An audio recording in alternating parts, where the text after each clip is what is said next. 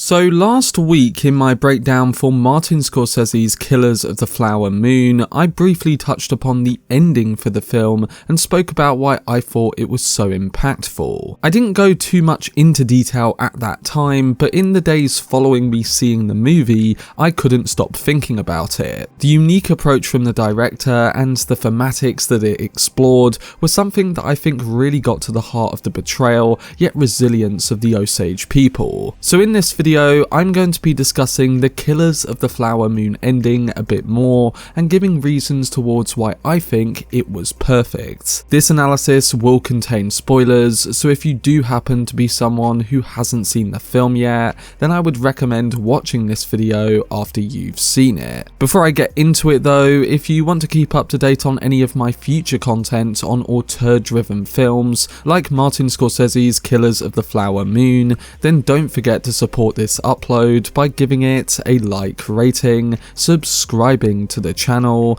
and turning on your notifications. But without further ado, let's dive into the ending for Killers of the Flower Moon. So Martin Scorsese's new picture, which is based on the novel of the same name by David Grann, dives headfirst into one of the most shocking real-life stories of racial hatred, corruption, and brutality in US history, detailing the murders of the Osage Nation in Oklahoma. Like the film eventually depicts, the story has often been kept away from historical records, again touching on the horrible corruption at play, and it truly explores who is to blame for all of it. While we learn a lot of the facts surrounding what happened throughout the course of the long runtime, in my opinion, the ending really does a great job of shining a light on those responsible for the Osage murders and the devastating implications for those involved. As a quick rundown, Killers of the Flower Moon centers on Leonardo DiCaprio's Ernest Burkhart and Lily Gladstone's Mollie Kyle, detailing an initial loving relationship that is used and foreseen by Robert De Niro's William Hale. However, while Ernest does genuinely love Mollie, he willingly becomes a part of Hale's twisted plot to kill off the rich Osage in order to obtain their oil rights. As we see in the film, members of Mollie's family are killed, with their deaths framed as random occurrences or accidents. And throughout a lot of it, DiCaprio's Ernest is in the know or involved in each of them,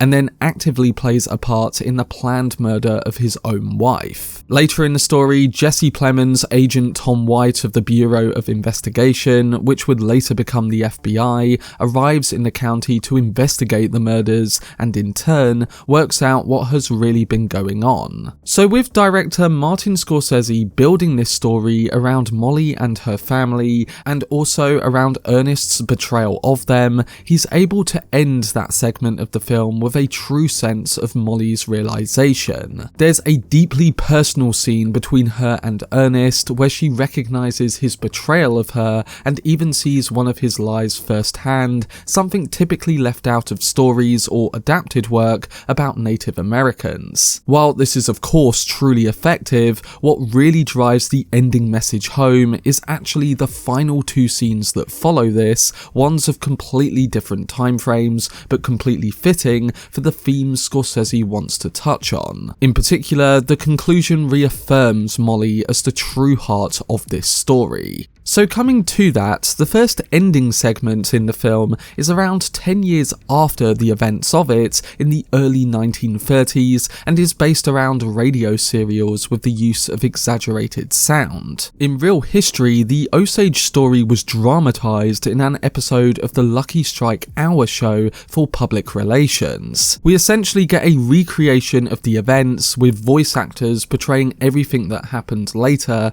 using cartoonish sound effects subjects, a crowd, and a narrator. And during this, we learn more about some of the culprits, with both Ernest and Hale being sentenced but eventually pardoned. So using this unique approach at the end, Scorsese is showing us how events like this are remembered and known in history, with those narrating the story not having experienced what truly happened. Yes, Scorsese's film is shining a light on the story, but those who suffered the most aren't the ones telling it to us. Instead, it's left to many white voice actors in suits dramatizing how it read in the history books. But then enters Scorsese himself. He's on stage as a radio producer, stepping up to the mic and giving us a different outlook, one with actual humility. He gives us the truth, saying that Mollie died in 1937, that she was buried next to her family, but that in her obituary there was no mention of the murders. These final words are gentle and completely honest, rather than the ones that have been exaggerated in performance like the rest of the show.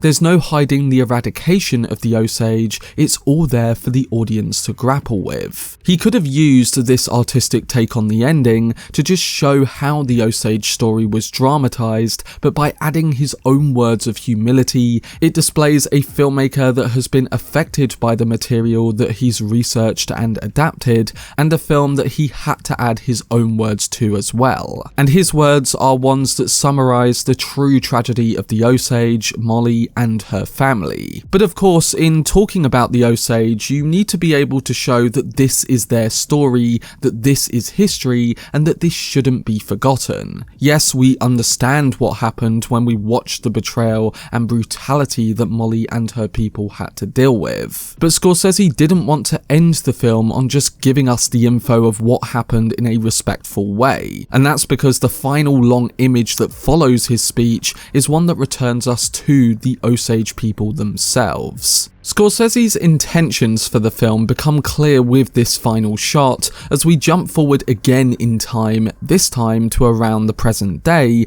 with an overhead shot of the Osage tribe dancing, enduring, and unbroken. While her life was heartbreaking, Mollie's spirit and her resilience is alive in all of the Osage here, and it's evident that Scorsese wanted to highlight that, celebrating the community's continued fight against racism. Time may have affected the perception of the murders and what happened, but the Osage community remains alive to this very day. And I see this as a great move on Scorsese's part in giving the story back to them, showing that how preserving this part of culture, which is typically erased from history, and admitting to our wrongdoings of the past is the only way we can learn from it. At the same time, while this is the right thing to do, there's only so much Scorsese can do as a filmmaker, not a part of that community, and he completely understands that. When he comes out on stage to give his speech, there's a recognition in his delivery that we have witnessed stories like this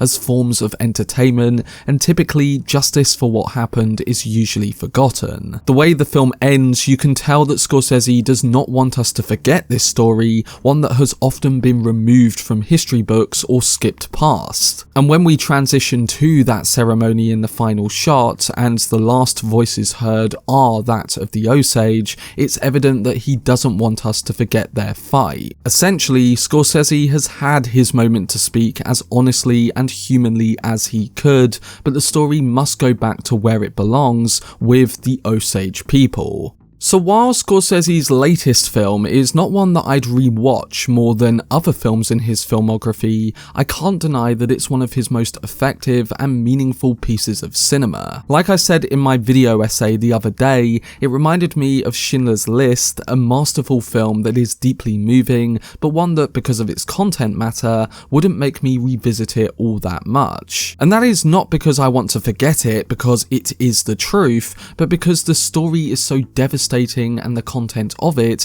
is such a horrible part of our history. If anything, it's one of Scorsese's most significant films, and it truly highlights the misrepresentation of the Osage community. While his cameo scene gives us a crucial and tragic part of the story, the acknowledgement of his own limitations in adapting it is what makes me respect his adaptation even more. And he's aware of his own limits because he's on that stage of the radio drama Oppenheimer himself. There's only so much he can do in telling the truth, showing the heart and showing the betrayal of the Osage people. As a white man, he can only approach their culture as honestly as he can and make them the focus. So like Christopher Nolan's Oppenheimer earlier in the year, the ending of Martin Scorsese's Killers of the Flower Moon leaves you with images and scenes that you won't forget about anytime soon, and I think it was a powerful way to get to the spirit of what happened and why the Osage people's story needs to be remembered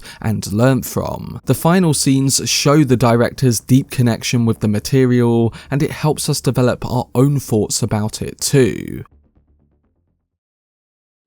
But that was my video discussing why I believe Martin Scorsese's Killers of the Flower Moon has the perfect ending. I think it was risky for the director to take the approach that he did with the multiple time jumps involved, but the message and ideas he got across in the eradication of Osage culture from history and everything to do with Mollie's later life was, in my opinion, very moving and fitting for what took place. Following that up with a final shot celebrating the Osage people's resistance was just something that for me completely worked. But what do you think towards the ending of Martin Scorsese's latest film, and do you agree that it's one of the best this year? Let me know down below in the comment section alongside your overall reaction to the film. For more videos on auteur-driven films like Martin Scorsese's Killers of the Flower Moon, then subscribe to the channel and turn on your notifications. Also, if you enjoyed this video, remember to leave a like rating and follow me on social media via the links in the description. But anyway, I hope you guys enjoyed it. I've been Cortex, and as always, make some noise.